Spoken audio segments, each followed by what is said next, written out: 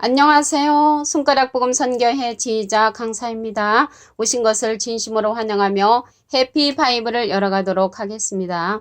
오늘 증거드린 말씀의 제목은요. 257강 날마다 제사 드리는 것 할 필요 없으니 라는 제목으로 하나님의 말씀을 나눠보는 시간을 갖도록 하겠습니다.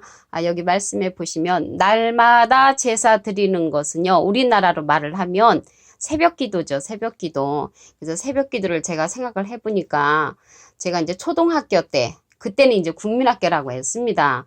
초등학교 때 한 3학년서부터 그 새벽종 있잖아요. 새벽종을 제가 친 기억이 있습니다. 그래서 새벽종을 치면 그때 이제 성도님들이 오셔서 새벽 기도를 이제 시작했던 그런 기억이 나오고요. 부흥 집회를 그렇게 초등학교 때부터 제가 따라다녔던 그런 기억이 납니다.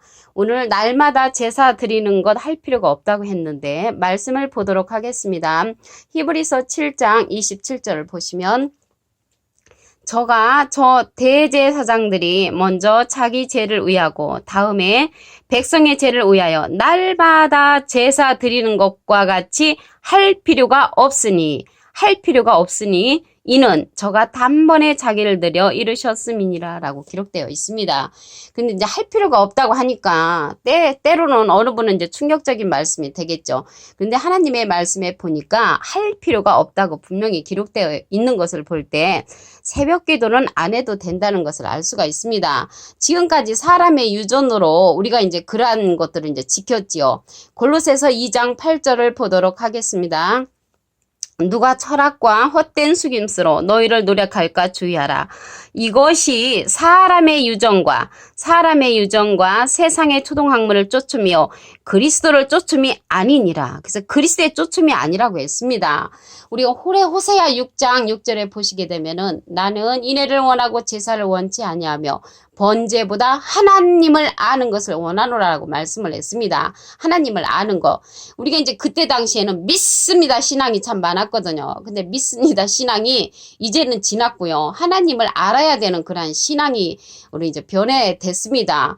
호세아 4장 6절에도 보시게 되면은 내 백성이 지식이 없으므로 이제 망한다고 했고요. 히브리서 9장 28절에도 보시게 되면은 이와 같이 그리스도도 많은 사람의 죄를 담당하시려고 단번에 들이신 바 되셨다고 했거든요. 여기에도 오늘 말씀에도 보면은 저가 단번에 자기를 들여 이르셨음이니라. 그래서 단번에 들이신 그거는 무엇이냐면 예수님께서 당신의 몸을 드림으로 우리의 모든 문제가 해결됐잖아요. 죄의 문제가. 로마서 8장 1절을 보도록 하겠습니다.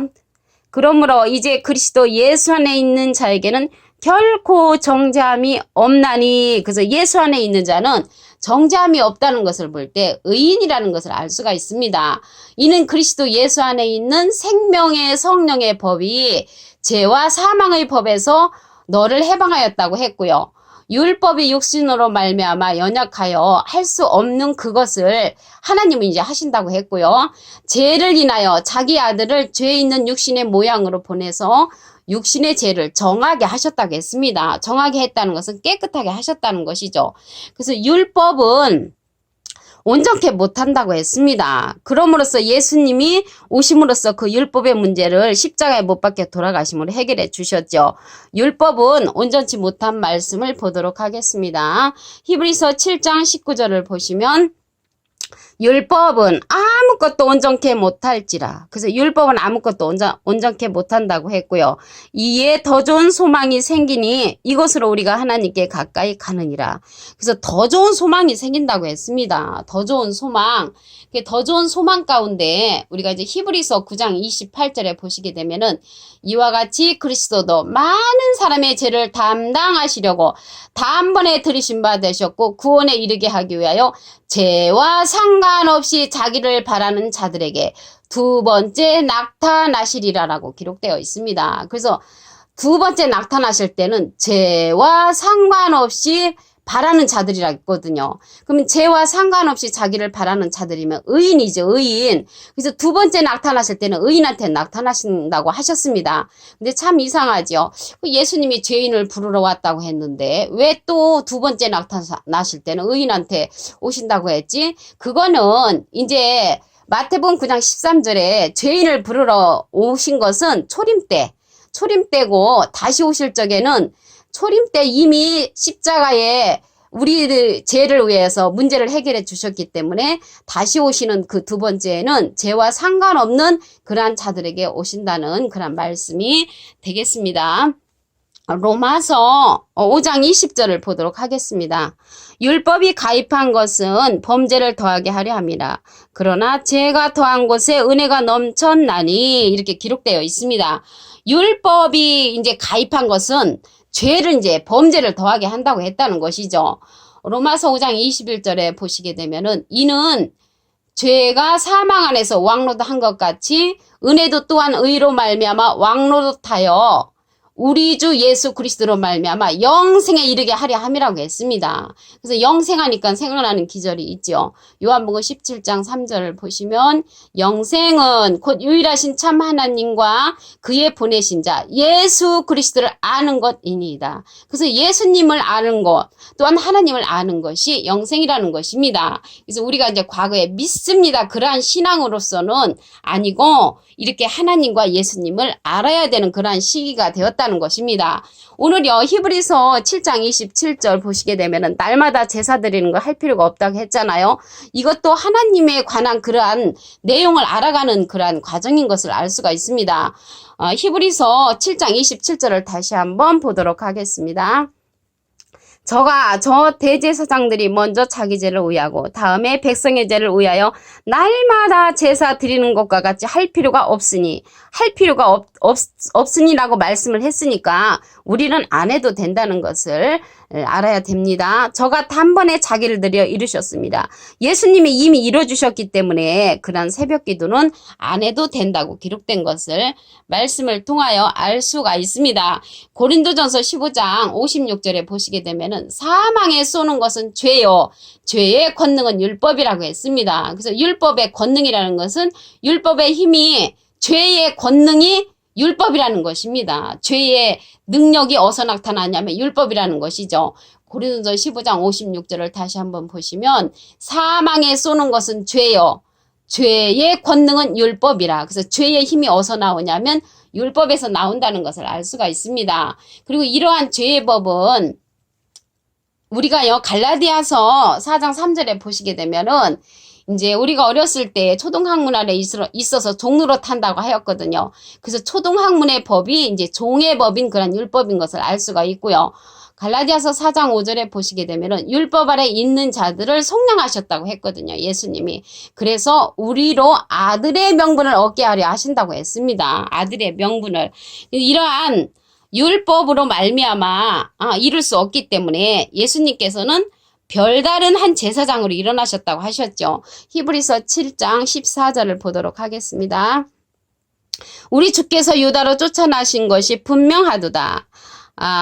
이 지파에는 모세가 제사장들에 관하여 말한 것이 하나도 없고 멜기세덱과 같은 별다른 한 제사장이 일어난 것을 보니 더욱 분명하도다. 이렇게 생소한 단어인데요.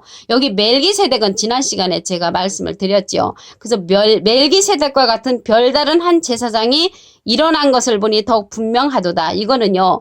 유다 지파로 예수님이 쫓아나셨다는 것입니다. 그래서 제사장이 그때 당시 되려면 레위 지파로 쫓아나셨거든요. 그런데 예수님은 별다른 제사장으로서 하나님이 채우셨기 때문에 이 레위 지파에서 나신 것이 아니고 유다 지파로 이제 하나님께서 세우셨다는 것을 알 수가 있습니다. 그리고 이제 히브리서 6장 20절을 보시면 그리로 앞서가신 예수께서 멜기세덱의 반차를 쫓아 영원히 대제사장이 되어 우리를 위하여 들어가셨느니라. 그래서 멜기세덱의 반차를 쫓으면 영원히 대제사장이 되는 그러한 길이라는 것이죠. 그 예수님이 멜기세덱의 반차를 쫓아서 들어가셨기 때문에 우리는 예수님의 그 뒤를 쫓아 우리도 가야 되는 그러한 길인 것을 알 수가 있습니다. 그래 이러한 예수님을 아는 것, 또 하나님을 아는 것이 우리에게는 이제 영생이라고 했죠. 오늘요 날마다 제사 드리는 것이라고 했잖아요. 그래서 날마다 제사 드리는 것은 새벽기도입니다. 근데 이 새벽기도는 사람의 유전으로 행해지는 율법의 행위로서 하나님의 말씀에는 할 필요가 없다고 이제 기록되었지요. 그래서 할 필요가 없다고 기록되었기 때문에 할 필요가 없는 줄로 믿습니다. 예수님 시대는요, 비둘기 같은 성령의 시대였죠. 그래서 비둘기 같은 성령의 시대에는 말씀을 뿌리는 그러한 사명을 하셨습니다, 예수님이. 그리고 예수님 이후에는 불같은 성령의 시대였거든요. 그래서 불같은 성령의 시대는 신앙의 전성기로 신앙이 이제 자라는 그러한 사명을 했습니다. 그때 가장 이 불같은 성령의 대표적인 것은 방언이었죠. 인드로마 카울레스 테레포 이런 방언의 성령으로서 많은 사람들이 신앙의 불길을 일으켰던 그러한 시대였죠. 지금 이 시대는 진리의 성령의 시대로서 열매를 맺는 그러한 시대가 된 것입니다. 그래서 진리의 성령은요, 가르치는 성령이라고 했거든요. 요한복음 14장 26절에 보시게 되면은 보혜사 곧 아버지께서 내 이름으로 보내실 성령 그가 너에게 모든 것을 가르치시고 내가 너에게 말한 모든 것을 생각나게 하신다고 했습니다. 그래서 모든 것을 가르치는 그러한 성령인데 보혜사라고 했거든요. 근데 예수님도 보혜사시잖아요.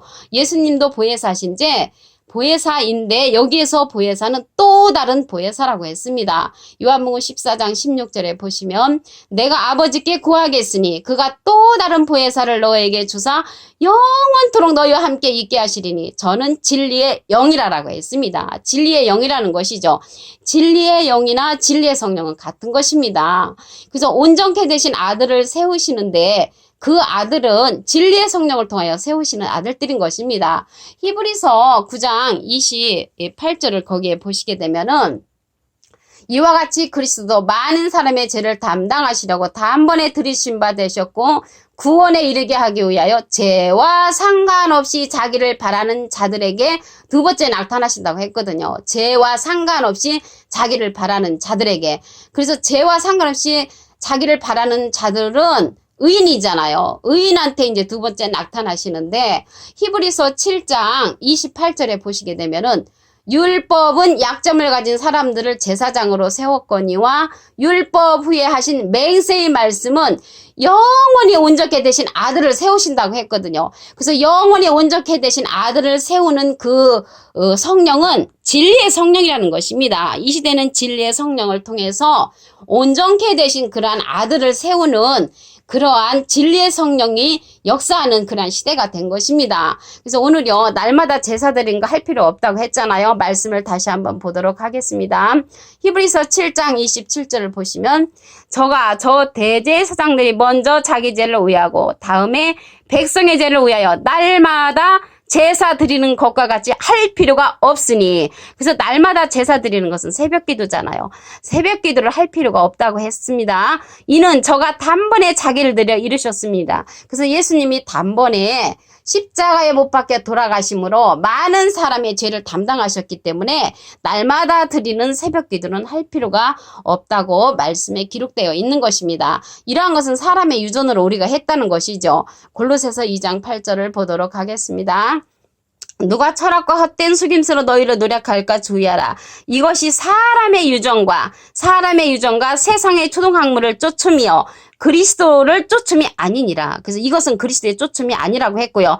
초동학문을 쫓는 거라고 했습니다. 그래서 단번에 자기를 드렸다는 말씀을 다시 한번 보겠습니다. 히브리서 9장 28절에 보시게 되면은 이와 같이 그리스도도 많은 사람의 죄를 담당하시려고 단번에 들이신 바 되셨고 구원에 이르게 하기 위하여 죄와 상관없이 자기를 바라는 자들에게 두 번째 나타나시리라라고 기록되어 있습니다. 그 첫 번째는 죄인을 부르러 오셨죠. 마태복음 9장 13절에 보시면 다시 나타나실 때는 죄와 상관없는 자들에게 나타나시는데 그거는 진리의 성령으로서 요한복음 14장 16절에 보시게 되면은 또 다른 보혜사의 역사를 우리에게 주는데 그가 진리의 영이라고 했습니다. 그래서 온전케 되신 아들을 세우시는데 그 아들은 진리의 성령을 통하여 세우시는 아들들인 것입니다. 오늘요 257강 날마다 제사 드리는 것 할 필요가 없으니라는 제목으로 하나님의 말씀을 나눠보는 시간을 가졌습니다. 감사합니다.